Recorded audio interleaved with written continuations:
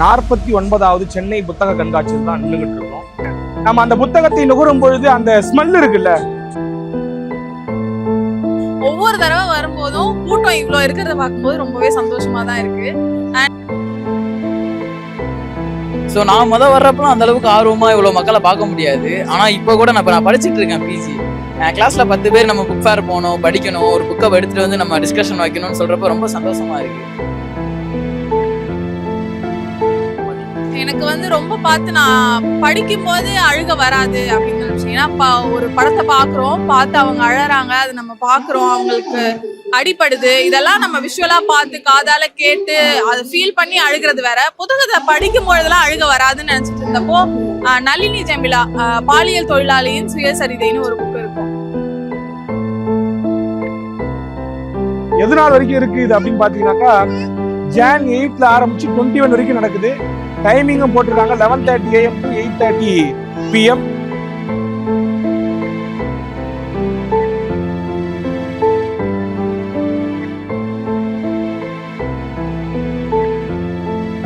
Tamilarasan channel நேயர்களுக்கு வணக்கம். இன்னைக்கு நம்ம எங்க நின்றுட்டு இருக்கோம் அப்படின்னு பாத்தீங்கன்னாக்கா, 49வது சென்னை புத்தக கண்காட்சியில் தான் நின்றுகிட்டு இருக்கோம். இந்த இடம் அப்படிங்கிறது கடந்த 49 ஆண்டுகளாக பல்வேறு மாறுதல்களை நிகழ்த்தி இருக்கு அப்படிங்கிறத நம்ம புரிஞ்சுக்கலாம். நிறைய புத்தகங்கள், நிறைய புத்தக அரங்குகள் இங்க நிரம்பி இருக்கிறத நம்ம பார்க்குறோம். ஒவ்வொரு ஆண்டும் இந்த அரங்குகள் கூடிக்கிட்டே போகுது. அந்த அரங்குகள்ல நிரப்பப்படுற அந்த புத்தகம்ங்கிறது யாருடைய கைகளுக்காவது போயிட்டு உள்ளார்ந்து அவங்களுக்குள்ள ஏதோ ஒரு மாற்றத்தையோ இல்லை அதை வாசிப்பதன் மூலமாக இந்த சமூகத்தில் ஏதோ மாற்றத்தை நிகழ்த்துவதற்கு அவங்களை உந்தி தள்ளுது அப்படிங்கிறத நம்ம தெளிவா புரிஞ்சுக்கலாம். இந்த மாறுதல் நிகழ்த்துது, இந்த மாற்றத்தை ஏற்படுத்துது, அது சமூக புரட்சிக்கு வித்துடுது. அந்த ஏட்டுல நம்ம படிக்கக்கூடிய அந்த கருத்தியல்கள் நமக்கு ஏதோ ஒரு விடயத்தை உந்தி தள்ளுது அப்படிங்கிறதெல்லாம் கூட புறந்தள்ளி வச்சுடுவோம். ஏன்னா புத்தகங்கள் அப்படிங்கிறது வெறும் கருத்தியல் புத்தகங்கள் மட்டும் கிடையாது. வெவ்வேறு புத்தகங்கள், கதை புத்தகங்கள், புதினங்கள், கவிதைகள், இப்படியாக நம்ம அந்த புத்தகத்தை நுகரும் பொழுது அந்த ஸ்மெல் இருக்குல்ல, அந்த நுகரும் போது அந்த ஸ்மெல்லே ஒரு பேர் அனுபவம் அப்படின்னு நினைக்கிறேன் நான். நம்ம தொடர்ச்சியா கணினிகள்ல வீடியோக்கள் பார்க்குறோம், கையடக்க கருவிகள்ல வீடியோக்கள் பார்க்குறோம். அதில் கொடுக்கக்கூடிய அந்த அனுபவம் தாண்டி அந்த புத்தகத்தினுடைய அந்த ஏட்டு ஸ்மெல் இருக்குல்ல, அந்த வாசனை இருக்குல்ல, அதை நுகரும் போது ஏற்படுற அந்த அனுபவம் ரொம்ப அலாதியானதுன்னு நினைக்கிறேன். நிறைய புத்தகங்கள் வாசிக்கிறப்ப நீங்களே அதுக்கு அடிக்ட் ஆகிடுவீங்க அப்படிங்கிறது. எப்படி நீங்க ஃபோனுக்கு அடிக்ட் ஆகுறீங்களோ, எப்படி பல இந்த மாதிரியான இயந்திரங்களுக்கு அடிக்ட் ஆகுறீங்களோ, அதே போல ரொம்ப எளிதா இந்த புத்தகங்களுக்கு அடிக்ட் ஆகிட முடியும்.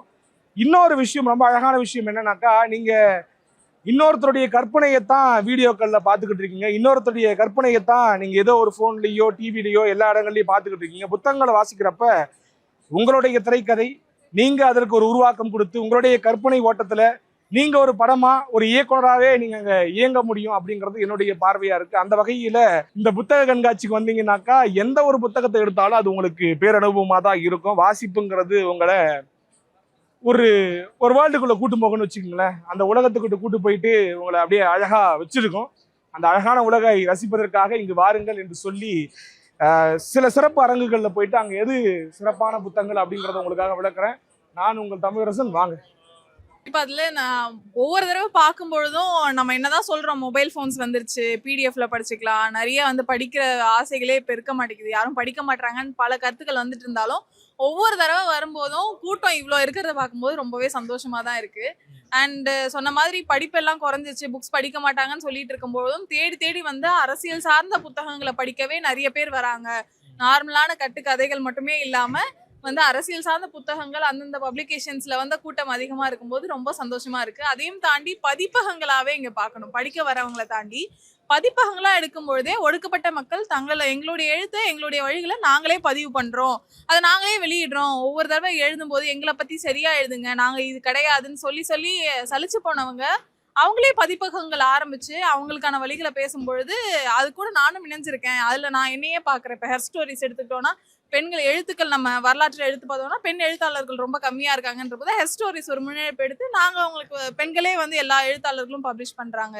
நீலம் பதிப்பகத்துல இருந்து, அப்புறம் திருநங்கை பதிப்பகத்துல இருந்து, திசையில இருந்து, ஒவ்வொரு பக்கமுமே அவங்களுக்கான ஒவ்வொரு முன்னெடுப்பாவும் எங்களுடைய ஒரு ஆயுதமாகவும் எழுத்து இருக்கு. அதை தொடர்ந்து நாமளும் வாசிச்சுட்டு இருக்கோம். நம்ம அதான் சொல்றது, நம்ம வாங்கி எல்லா புக்ஸையும் படிக்கணும்னு கூட அவசியம் இல்லை. வாங்கிட்டு வீட்டில் வச்சுட்டு பேக்ல ஒன்று, ஆஃபீஸில் ஒன்றுன்னு போகிற இடங்கள்ல நம்ம ஒவ்வொன்று வச்சுக்கிட்டு நமக்கு ஃபோன் ஸ்விட்ச் ஆஃப் ஆகுற நேரம், நெட்வொர்க் இல்லாத நேரத்தில் எடுத்து கொஞ்சம் கொஞ்சம் படிக்க ஆரம்பிச்சா கூட நமக்கு நிறைய விஷயங்கள் கத்துப்போம்னு நினைக்கிறேன். இப்போ வந்துட்டு இந்த புக் ஃபேருக்கு வந்திருக்கக்கூடிய ஒரு தீவிரமான ஒரு புத்தக வாசிப்பாளர் நம்ம கிட்ட வந்திருக்கிறாப்புல. அவர்கிட்ட வந்து என்ன மாதிரியான அனுபவம் அப்படிங்கறத கேட்டு தெரிஞ்சுக்கலாம். ஸோ புக் ஃபேர் வந்து நான் ரொம்ப வருஷமா வந்துட்டு இருக்கேன். ரொம்ப ஆவலாக இருந்துச்சு. தொடங்கி 2-3 நாள் ஆயிடுச்சு. ரொம்ப நாளாக வெயிட் பண்ணிட்டு இருந்தேன். இன்னைக்கு தான் எங்கள் அண்ணன் கூப்பிட்டான். இப்போ தான் வந்திருக்கோம். இப்போ தான் ஆரம்பிச்சிருக்கோம். கொஞ்சம் தான் கிழக்கு பதிப்பகம் நீளம்லாம் வரலான்னு பார்த்தோம். உள்ளே போக முடியல. ஸோ பார்க்கிங்லேயே வண்டி நிப்பாட முடியல. அவ்வளோ க்ரௌடாக இருந்துச்சு. ஸோ புத்தக வாசிப்பாளர்கள் ரொம்ப அதிகமாயிட்டாங்க. அதை நினச்சா எனக்கு ரொம்ப சந்தோஷமா இருக்கு. இனிமேல் தான் பார்க்கணும். இப்போ தான் கொஞ்சம் கொஞ்சமாக பார்த்துட்டு வரேன். நிறைய அந்த புக்ஸ் வந்து கன்சியூம் பண்ணிட்டு போறாங்க அப்படிங்கறத நான் பாக்குறேன். ஒரு குற்றச்சாட்டு இருக்கு, புக் வாங்கி போய் வச்சிடுறாங்க, படிக்க மாட்டாங்க. நீங்க எந்த கேட்டகரி? இல்லை நானும் அந்த கேட்டகரியில் தான் இருந்தேன் மொதல் 2-3 புக் ஃபேர் வர்றப்போ. ஸோ இப்போ வந்து நாங்கள் திடல்னு ஒரு அமைப்பு ஆரம்பித்து அந்த அமைப்பில் நாங்கள் ஒரு புத்தகத்தை பற்றி பேசுகிற அளவுக்கு வளர்ந்துட்டோம். ஸோ நான் வர்றப்பலாம் அந்த அளவுக்கு ஆர்வமாக இவ்வளோ மக்களை பார்க்க முடியாது. ஆனால் இப்போ கூட நான் படிச்சுட்டு இருக்கேன் பிஜி. என் கிளாஸில் 10 பேர் நம்ம புக் ஃபேர் போகணும், படிக்கணும், ஒரு புக்கை எடுத்துகிட்டு வந்து நம்ம டிஸ்கஷன் வைக்கணும்னு சொல்கிறப்ப ரொம்ப சந்தோஷமாக இருக்குது. நிறைய ஜூனியர்ஸ் வந்து என்னை கூப்பிட்டாங்க, ஆலனா புக் ஃபேர் போனீங்களான்னு கேட்குறாங்க. ஸோ வாசிப்பு ரொம்ப அதிகமாகிடுச்சு. அதை பார்க்குறப்ப எனக்கு ரொம்ப சந்தோஷமா இருக்கு. கடந்தே என்னால் வர முடியல. அவ்வளோ பேர் இருக்காங்க, அவ்வளோ மக்களை இங்கே என்னால் பார்க்க முடியும். ஆலன் போயிட்டு அந்த காலேஜ் எக்கோசிஸ்டத்தை மாத்திருக்காரு. ஆலன் போய் மாற்றல, ஆலனே அவங்க தான் மாற்றிருக்காங்க. எனக்கு என்னன்னாக்கா, இப்போ உங்களை பார்க்கும்போது ஒரு தேடல் நிறைந்த ஆள் மாதிரி தெரியுது. ஆமா, நான் வந்து அதிகமா தேடுறீங்க இப்போ வந்து இங்கே வந்து நான் ஒரு பேசும் பொம்மைகள்னு சொல்லிட்டு சுஜாதாவோட ஒரு புக்கை தேடி தான் வந்திருக்கேன். ஸோ நாளை இது வரைக்கும் பார்த்தேன், எங்கேயுமே இல்லை. உயிர்மை பதிப்பகம் இதுக்கு அடுத்து தான் இருக்குன்னு நினைக்கிறேன். அடுத்து அங்கே தான் போய் பார்க்கணும். ஸோ புதுசாக இப்போ ஜெயராணியோட புக்ஸும் படிக்கலான்னு ஒரு ஐடியா இருக்குது. ஸோ ஏன்னா இப்போ தான் சென்னிலம் படித்து முடித்தேன். அது ஒரு பெரிய தாக்கத்தை எனக்கு உண்டு பண்ணியிருக்கு. தொடர்ந்து அவங்களோட சிறுகதைகள்லாம் படிக்கணும்னு ஒரு ஆசை இருக்குது. ஸோ இனிமேல் தான் போயிட்டு என்னென்னு பார்க்கணும். இந்த வரலாற்று புத்தகங்கள் அது மாதிரிலாம் வரலாற்று புத்தகங்கள் இருக்குது. இப்போ தான் திராவிட இயக்க வரலாறு பகுதி 2 படித்து முடித்தேன். பட் இருந்தாலும் கொஞ்சம் எனக்கு இந்த அரசியல், இந்த வரலாறுகள் போக இப்போதைக்கு அந்த அரசியல் பார்த்தாவே கொஞ்சம் பயமா இருக்கு. அதனால படிக்கிற வரைக்கும் கொஞ்சம் நிம்மதியா இருப்போம். சிறுகதைகள் அப்படி போயிட்டு இருக்கு. ரியாக்ஷன் பார்த்தா எனக்கு பயமா இருக்கு. எனக்கு வந்து ஏன்னா நான் படிக்கிறது ஜேர்னலிசம். இங்க போற கான்வர்சேஷன் அன்றாட அரசியல் பத்தி டெய்லியும் பேசிட்டு இருக்கோம். சொல்றதுக்கு ஒன்றும் இல்லை. ஸோ ஏப்ரல்ல வேற எலெக்ஷன் வருது, என்ன நடக்குமோன்னு ரொம்ப பயமா வேற இருக்கு. அதனாலதான் சிறுகதைகள் நோக்கி பயணிச்சிட்டு இருக்கேன். கொஞ்சம் நிறைய புத்தகங்களை வாசிச்சு அரசியல் களத்துக்கு வந்துட்டு புரட்சி ஏற்படுத்தணும் என்னுடைய வாழ்த்து. கண்டிப்பா ரொம்ப நன்றி. தொடர்ச்சியா இந்த 49வது புத்தக கண்காட்சியில் வந்து பாத்தீங்கன்னாக்கா நிறைய அரங்குகளை பார்வையிட்டுக்கிட்டு வரோம். அதுல ஒரு முக்கியமான அரங்குக்குள்ள வந்திருக்கிறோம். இந்த அரங்கினுடைய பெயர், அதாவது இந்த அரங்கு யார் அமைச்சிருக்காங்க அப்படின்னு பாத்தீங்கன்னாக்கா நல்லறம் பதிப்பகம் தான் அமைச்சிருக்கிறாங்க.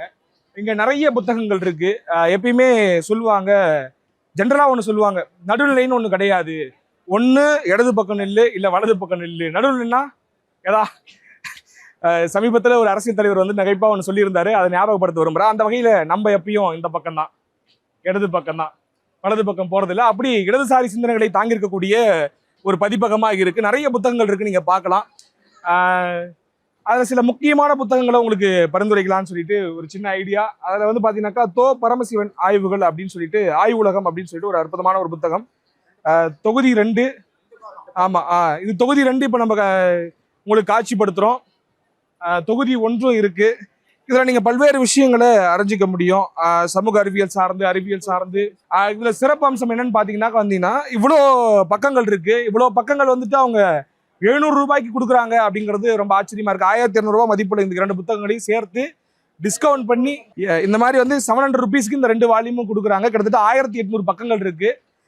இது அச்சிடவே அவ்வளோ செலவாகும்னு நினைக்கிறேன். ஆனால் வந்துட்டு இதை ஏதோ ஒரு வகையில் கடத்தி இந்த சமூகத்துக்கு அப்படிங்கிற ஒரு முன்னெடுப்பில் நல்லரகம் பதிப்பகம் வந்துட்டு பண்ணிக்கிட்டு இருக்காங்க. அதை நம்ம ஊக்குவிக்கணும் அப்படிங்கிறது தான் என்னுடைய ஆசையா இருக்கு. இந்த புத்தகங்களை எடுத்து வாசிக்கிறதால அவங்களுக்கு எந்த அளவுக்கு பயன் இருக்கோ இல்லையோ, நமக்கு வந்து நிச்சயமா நிறைய பயன் இருக்கும். பயனுள்ள தகவலை நம்ம அறிஞ்சிக்க முடியும். அதுவும் ஆய்வுகள் சார்ந்து இருக்கும் பொழுது நம்மளுடைய வேர்களை தெரிந்து கொள்றது ரொம்ப ரொம்ப அவசியம் இல்லையா? அந்த முன்னெடுப்பை எடுத்திருக்கக்கூடிய அந்த பப்ளிகேஷன்ஸ்க்கு நம்மளுடைய பாராட்டுகளை தெரிவிச்சுக்கலாம். கரெக்டா இந்த புக் ஃபேர்ல 185வது அரங்குல இந்த பதிப்பகத்தினுடைய நூல்கள் வந்து வைக்கப்பட்டிருக்கிறது. வந்தீங்கன்னா நிறைய, அது மட்டும் கிடையாது, அதை மட்டும் நீங்க எதிர்நோக்கி வரணுமா அப்படிங்கிற ஒரு கேள்வி இருக்கும். நீங்க அப்படியே சுத்தி பார்த்தீங்கன்னா தெரியும். வெவ்வேறு சாராம்சங்கள் அடங்கியிருக்கக்கூடிய புத்தகங்களும் இருக்கு. இல்லப்பா இது ஒரே செக்டார் தான் இருக்கா, எங்களுக்கு வேணாம் அப்படிலாம் யோசிக்க தேவையில்லை. நீங்க இங்க பாத்தீங்கன்னாக்கா இளையராஜாவினுடைய இசை இரவு அப்படின்னு சொல்லிட்டு நீங்க இசைக்காரர்களா இருந்தீங்கன்னாக்கா அப்படியான புத்தகத்தையும் இங்க பெற்றுக்கொள்ளலாம். அதே போல ஒவ்வொரு இடத்துலையும் நீங்க பார்க்கலாம், தந்தை பெரியார், வீழ்வேன் என்று நினைத்தாயோ, நட்சத்திரங்களின் ரகசிய மொழி, ரயிலேறிய கிராமம், கழிவறை ஈர்க்கை இப்படின்னு சொல்லிட்டு ஒவ்வொரு நிறைய விஷயங்கள் இருக்கு. நிகழ்கால அரசியலை தெரிஞ்சுக்கணும்னாக்கா நிகழ்காலத்துல முக்கிய ஆளுமைகள் ஒருவராக இருக்கக்கூடிய திராவிட முன்னேற்ற கழகத்தினுடைய தலைவர் அவரை பற்றி இருக்கக்கூடிய புத்தகங்களும் இருக்கு. நீங்க திராவிட மாடல் புத்தகம் இருக்கு, இப்படி நிறைய பேருடைய புத்தகங்கள் இங்க அடங்கியிருக்கு அப்படிங்கிறத நம்ம பாக்குறோம். அதனால வந்து ஒரு விசிட் அடிச்சுட்டு போங்க, நிச்சயமா யூஸ்ஃபுல்லா இருக்கும் அப்படிங்கறத நம்மளுடைய கருத்தா இருக்கு. நிறைய புத்தகங்கள் வாசிச்சிருப்பீங்க. குறிப்பா இந்த ஒரு புத்தகம் படிக்கும் பொழுது எனக்கு சமூகத்தை பற்றி ஒரு தெளிவான புரிதல் ஏற்பட்டுச்சு. இப்ப உதாரணத்துக்கு இந்திய சமூகம் அப்படி இருக்குனாக்கா, உலகத்துல ஒரு விசித்திரமான ஒரு சமூகம்னா இந்திய சமூகத்தை சொல்லலாம். அந்த மாதிரி நிறைய கட்டுகளை கொண்டிருக்கக்கூடிய சமூகம். அது உள்ளார்ந்து தெரிஞ்சிருக்குமா எல்லாருக்கும்? இப்ப எலைட் பீப்புள்ஸ், அர்பன் பீப்புள்ஸ்க்கு வந்துட்டு ஒண்ணு தெரிஞ்சிருக்கலாம், இல்ல தெரியாத மாதிரி கடந்து போவாங்க. இப்ப இந்த ஒரு புத்தகத்தை வாசிச்சு ஒரு மாற்றம் நிகழும் அந்த மாதிரி. எனக்கு வந்து ரொம்ப பார்த்து நான் படிக்கும்போது அழுக வராது அப்படின்னு தான் நினைச்சேன். ஏன்னா ஒரு படத்தை பார்த்து அவங்க அழறாங்க, அது நம்ம பார்க்குறோம், அவங்களுக்கு அடிப்படுது, இதெல்லாம் நம்ம விஷுவலா பார்த்து காதால கேட்டு அதை ஃபீல் பண்ணி அழுகிறது வேற. புத்தகத்தை படிக்கும் பொழுதெல்லாம் அழுக வராதுன்னு நினைச்சிட்டு இருந்தப்போ நளினி ஜெமிலா பாலியல் தொழிலாளியின் சுயசரிதைன்னு ஒரு புக் இருக்கும். அவங்க வந்து செக்ஸ் ஒர்க்கரா இருக்காங்க, அவங்க வந்து கேரளால இருக்கவங்க, இப்பவும் உயிரோட தான் இருக்காங்க. அவங்களுடைய சுயசரிதை படிக்கும் பொழுது அறம் புத்தகத்துல ஒரு வாக்கியம் எழுதியிருப்பாங்க, இந்த மாதிரி நான் பொண்ணா இருந்தா வேசியா போயிருப்பேன், ஆம்பளையா பிறந்துட்டேனேன்னு.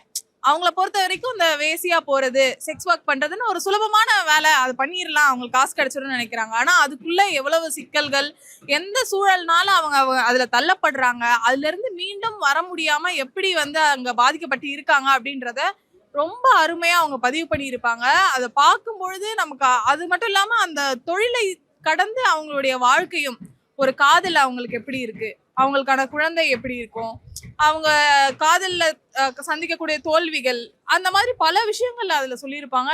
என்ன அது ரொம்பவுமே பாதிச்சிச்சு. அது படிச்சுட்டு எனக்கு கிட்டத்தட்ட ஒரு வாரத்துக்கு ரொம்ப எமோஷ்னலா நான் இருந்தேன். அதே மாதிரிதான் தாமிரபரணியில் கொல்லப்படாதவர்கள் மாரி செல்வராஜ் அவர்களுடையது. அது எல்லாமே நிறைய பேர் படிக்கலாம். அதாவது நமக்கு ஃபர்ஸ்ட் எடுத்தோடனே புக் படிக்கிறவங்க வந்து பெரிய கதைகளா படிக்க முடியாது, இல்ல வந்து ரொம்ப நரேட்டிவா போச்சுன்னா வந்துட்டு அவங்க படிக்கிற ஃபீல் வந்து வராது. அவங்களாம் தாமிரபரணியில் கொல்லப்படாதவர்கள் படிச்சீங்கன்னா சிறு சிறு கதைகளா தான் இருக்கும், ஆனா பெரிய இம்பாக்ட் கொடுக்கும் உங்களுக்கு. அதே மாதிரி உங்களுக்கு ப்ரீச் பண்ற மாதிரி இவங்க அப்படின்லாம் இல்லாம ரொம்ப சுலபமான வார்த்தைகள்ல உங்களுக்கு பெரிய தாக்கத்தை உண்டு பண்ணக்கூடிய புத்தகமா அது இருக்கும்னு நான் நினைக்கிறேன். தொடர்ச்சியா நிறைய அரங்குகளை வந்து நம்ம பார்த்துக்கிட்டே வந்துட்டு இருக்கோம். அரசியல் சார்ந்த அரங்குகளை பார்க்குறோம். இதை தாண்டி வந்து ஃபிக்ஷன், நான் ஃபிக்ஷன் சொல்லிட்டு வெவ்வேறு புத்தகங்களை தாங்கி இருக்கக்கூடிய நிறைய அரங்குகளை பார்த்தாலும் கூட இது வந்து ஒரு முக்கியமான அரங்கு அப்படின்னு நான் பார்க்குறேன். புதிய ஜனநாயகம் பதிப்பகம் அவங்க வந்துட்டு அமைத்திருக்கக்கூடிய இந்த அரங்குல வந்துட்டு இடதுசாரி சிந்தனைகளை வந்துட்டு தங்களுடைய சிந்தனைகளை உருவாக்கம் கொடுத்து புத்தகங்களாக அமைச்சிருக்கக்கூடிய எண்ணற்ற அறிஞர் பெருமக்களுடைய புக்ஸ் தான் இங்கே இருக்குது. நீங்கள் பார்த்துக்கிட்டு இருக்கீங்க, அதான் காட்சிப்படுத்தப்படுது. நிறைய புத்தகங்கள் இருக்குது, நீங்கள் பார்க்கலாம். குறிப்பாக நான் இந்த அரங்கத்துக்கு வந்ததுக்கான முக்கியமான காரணம் என்னன்னு பார்த்தீங்கன்னாக்கா, இங்கே முகப்பிலேயே வைக்கப்பட்டிருக்கக்கூடிய இந்த அட்டைப்படம் தான். இன்னைக்கு சமூகத்தில் இன்னைக்கு இல்லை, பல நூறு வருஷமாக காலங்காலமாக இருக்கக்கூடிய ஒரு ஒரு கேவலமான ஒரு செயல்னு சொல்லலாம், ஒரு அபத்தமான ஒரு செயல்னு சொல்லலாம் இந்த படுகொலை நிகழ்த்தப்படுவது. இதுவும் சாதி ரீதியாக நிகழ்த்தப்படுற அந்த படுகொலை. சமீபத்தில் நான் ஒரு வீடியோவில் ஒரு காணொலியில் கூட பேசியிருந்தேன். திருத்தணியில் நடந்த ஒரு சம்பவம் இருக்கு இல்லையா, அது பெரிய அளவுக்கு பூதாகரமாச்சு. அந்த 4 பேர், அந்த 4 சின்ன பசங்க வெட்டிட்டாங்க அப்படிங்கிறது எந்த அளவுக்கு விவாதிக்கப்படணுமோ அதே அளவுக்கு வந்துட்டு காலங்காலமாக இன்ஸ்டிடியூஷனலைஸா நிறுவனமயமாக்கப்பட்ட படுகொலைகள் நிகழ்த்தப்படுது இல்லையா, அது குறித்து இன்னமும் கூட ஆழமாக சமூகத்தில் விவாதிக்கப்படணும் அப்படிங்கிறத நான் உணர்றேன். பண்ணிக்கிட்டே இருக்கணும். இந்த மாதிரியான விஷயங்கள் நடக்கவே கூடாது. வலிமையான சட்டங்கள் உருவாக்கப்படணும். இந்த சமூகம் வந்துட்டு அந்த சிந்தனையிலிருந்து வெளியில வரணும். அப்படியான சிந்தனைக்கு ஆட்படாமல் எப்படி நம்ம முழுவதுமாக வெளியேறணும் அப்படிங்கிற விஷயத்தை நம்ம தொடர்ச்சியாக அணுக வேண்டிய, அதாவது வெறும் சட்டங்கள் ரீதியாக மட்டும் இல்லாமல் சட்டத்தின் ரீதியாக மட்டும் இதை வந்து முற்றிலுமாக ஒடுக்கிட முடியுமா அப்படின்னு கேட்டால் தெரியல. ஆனால் அதை தாண்டி சட்டம் ரொம்ப முக்கியம், வலிமையான சட்டங்கள் முக்கியம். அதை கடந்து மனநிலையாக எப்படி இந்த சமூகத்தை அதிலிருந்து வீழ்த்தி கொண்டு வந்து மீளச் செய்வது அப்படிங்கிறத நம்ம விவாதத்துக்கு உட்படுத்தணும். அப்படியாக நம்ம அந்த விவாதத்தில் கலந்துக்கணும்னாக்கா இந்த மாதிரியான புத்தகங்களை வாங்கி படித்தா மட்டும் தான் நம்மளை அறிவு செறிவூட்டி ஒரு பங்கேற்பு, நம்ம வெவ்வேறு நிகழ்வுகள் மூலமாக பங்கேற்று அந்த ஒரு மாற்றத்தை நிகழ்த்த முடியுங்கிறத நம்புகிறேன். அந்த வகையில் புதிதாக வெளிவந்திருக்கக்கூடிய அந்த புத்தகங்களை உங்களுக்கு பரிந்துரைக்கிறேன். ஆணவ படுகொலைகளுக்கு எதிரான பண்பாட்டு போர் அப்படின்னு ஒரு புத்தகத்தை வந்து வெளியிட்டு இருக்கிறாங்க. அது மட்டும் கிடையாது, இமானுவேல் சேகரன். இங்க என்ன ஒரு பெரிய சிக்கல்னாக்கா, இங்க இருக்கக்கூடிய பல்வேறு தலைவர்களுக்கு வந்து ரொம்ப எளிதா சாயம் பூசப்பட்டு விடும். சாயம் தானே, கலர் தானே, ஈஸியா பூசிடலாம் அப்படின்னு சொல்லிட்டு ஈஸியா பூசிட்டு கடந்து போயிடுவாங்க. அப்படியாக பூசப்படுற சாயங்களுக்கு நம்ம செவி கொடுக்காம கடந்து போனோம்னாக்கா அதுவும் பேராபத்து தான். அப்ப அதை வெளுக்க செய்து அவங்களுடைய உண்மையான நிறம் என்ன அப்படிங்கிறத காமிக்க வேண்டியது நம்முடைய கட்டாயம் இல்லையா, காலத்தின் கட்டாயம். அப்ப இந்த அறிவுலகத்தில் பயணிக்கக்கூடிய, எழுத்துலகத்தில் பயணிக்கக்கூடிய எழுத்தாளர்கள் வந்து அதை செய்யணும். அதை அப்படியாக ஒருவர் செய்திருக்கிறார். சாதி ஒழிப்பு போராளி இமானுவேல் சேகரன் அப்படிங்கிற ஒரு புத்தகத்தை வந்து கொடுத்துருக்காங்க. இதுல இன்னொரு சிறப்பம்சம் என்னன்னாக்கா, புத்தகங்கள் வாசிக்கக்கூடியவங்களுக்கு வந்து இந்த பெரிய புத்தகங்கள்லாம் பார்த்தா அவங்களுக்கு கொஞ்சம் அச்சுறுத்தலா இருக்கும். என்னப்பா இவ்வளோ பக்கம் இருக்கு, வாசிக்க முடியுமா அப்படின்னு சொல்லிட்டு ரொம்ப எளிமையா அவங்க சொல்ல வர வேண்டியதை கடத்தணும் அப்படிங்கிறதுக்காக குறைந்த அளவு ஏடுகளை கொண்ட புத்தகங்களை வெளியிட்டு இருக்கிறாங்க. அது ஒரு சிறப்பம்சமா இருக்கு இந்த பதிப்பகத்துல. இப்படியாக இது மட்டும் கிடையாது, நிறைய புத்தகங்கள் இருக்கு.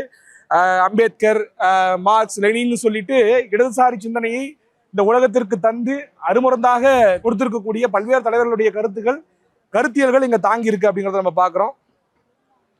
இப்ப நீங்க நிறைய பேரை சமூகத்துல பாப்பீங்க. இப்ப அடித்தட்டு மக்கள் இருக்கிறாங்க அப்படின்னா வெவ்வேறு விதத்துல வெவ்வேறு உருவாக்கத்தின் அடிப்படையில அவங்க வந்துட்டு ஒடுக்கப்பட்டிருப்பாங்க. இப்ப சாதி ரீதியா, மத ரீதியா, இன்னும் பல. இப்ப வந்துட்டு பெண்கள் வந்து ஒடுக்கப்படுறதா இருக்கட்டும், இந்த மாதிரி வந்துட்டு ஒடுக்குமுறை பல்வேறு விதங்கள் இருக்கும்ல. அதுல நோட்டபிளா இல்லாத, எழுத்துலகத்தால அங்கீகரிக்கப்படாத சில பேர் இருப்பாங்க தெரியுமா. இப்ப நான் ஒரு புத்தகம் பார்த்தேன் நீலம் பப்ளிகேஷன்ல, உப்பளத்தான்னு சொல்லிட்டு ஒரு புத்தகம். அந்த மாதிரி உங்களுக்கு இவங்களை பத்தி கட்டாயம் பேசியே ஆகணும், இதை வந்து எழுத்துலகம் வந்து கவனிக்கணும் இவங்களை, அப்படி ஏதாவது இருக்கா? ஆமா, புத்தகங்களா எனக்கு தெரியல. ஆனா திருநம்பிகளை பத்தி இன்னும் நம்ம கவனிக்க வேண்டியது நிறைய இருக்கு அப்படின்றது தோணும். எல்ஜிபிடிக்யூ பத்தி பேசுறோம், லெஸ்பியனை பத்தி பேசுறோம், டிரான்ஸ்ஜெண்டர்ஸ்ன்னு எடுக்கும்பொழுது திருநங்கைகள் மட்டும்தான் அப்படின்றது இருக்கு. இப்போ நம்மளுடைய நலவாரியம்னு எடுத்துக்கிட்டாலுமே திருநங்கை நலவாரியம்னு தான் இருக்கு. திருநங்கை, திருநம்பி 2 பேரும் சேர்த்து திருநர் நலவாரியம்னு பேர் மாற்றணும். அந்த பேர் மாத்துறதுக்கான பல போராட்டங்கள் இங்க போயிட்டு இருக்கு. அண்ட் திருநங்கைகள்லயுமே சில பேர் வந்துட்டு திருநம்பிகளை ஏற்றுக்கொள்ளாம இருக்கிறாங்க. ஒரு பெண்ணா வெளியே வந்துட்டு அவங்க தன்னை ஆணா மாத்திக்கிற அந்த ப்ராசஸ்ல வந்துட்டு நிறைய ஸ்ட்ரகிள்ஸ் ஃபேஸ் பண்றாங்க. ஒரு எக்ஸாம்ல எழுதுறதுல இருந்து இப்போ திருநங்கைகளுக்கு எடுத்துக்கிட்டோம்னா அவங்களுக்கான ஃபிட்னஸ், ஹைட்டு, இதுக்கான கேட்டகரி மாறினாலும் இன்னும் வந்துட்டு போலீஸ் எக்ஸாமினேஷன்லாம் எடுத்துக்கிட்டோம்னா திருநம்பிகளுக்கு எடுத்துக்கிட்டோம் அப்படின்னா மேலுக்கான கேட்டகரி தான் வச்சிடறாங்க. அது எப்படி சரியாகும்? இப்போ உங்களுடைய ஹைட்டுக்கும் வெயிட்டுக்கும் இருந்துட்டு நான் வந்து திருநம்பியா மாறுறேன், நீ ஆண்குழியே வந்துருவ, நீ அந்த ஹைட்டோட போட்டி போடணும்னா எப்படி போட முடியும்? ஸோ அந்த மாதிரி திருநம்பிகளை ஃபோக்கஸ் பண்ணி இன்னும் நிறைய விஷயங்கள் நம்ம கவனிக்கணும். நம்ம கவனிச்சா போதும். நீங்க கற்பனையா நம்ம எழுதணும்னா அது எல்லை மீறி போயிடும். அவங்களுடைய வாழ்க்கையை நம்ம பார்க்காத மாதிரி இருக்கும். நீங்க பார்த்து அவங்கள புரிஞ்சு அப்சர்வ் பண்ண ஆரம்பிச்சாலே போதும்னு நினைக்கிறேன். அண்ட் டிசபிலிட்டியும் மெயினான ஒன்று. டிசபிலிட்டியை பொறுத்த வரைக்கும் அதை ஒரு கருணைக்குரிய விஷயம், பாவமான விஷயம் அப்படின்றத தாண்டி நமக்கு டிசபிலிட்டினாலே தெரிகிறது என்ன அப்படின்னா வீல் சேர், லிஃப்ட் இருக்கா, அவ்வளோதான் அப்படின்றது.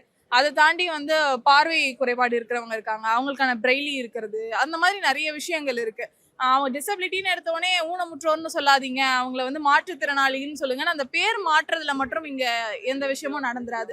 அதை தாண்டி அவங்களுக்கான என்னென்ன நீடு இருக்குன்றதை பார்த்து சாட்டிஸ்ஃபை பண்ண வேண்டியதும் இருக்கு. இவங்க 2 பேரையும், இந்த 2 தரப்பு மக்களையும் நம்ம கவனிக்க வேண்டியதும் அப்சர்வ் பண்ண வேண்டியதும் அவங்களுக்கான வழிகள் எல்லா இடத்துலையும் பிறக்க வேண்டியதும் ரொம்ப முக்கியம்னு நினைக்கிறேன். ரொம்ப நுட்பமான விஷயங்கள்லாம் சொல்லியிருக்கீங்க, நன்றி.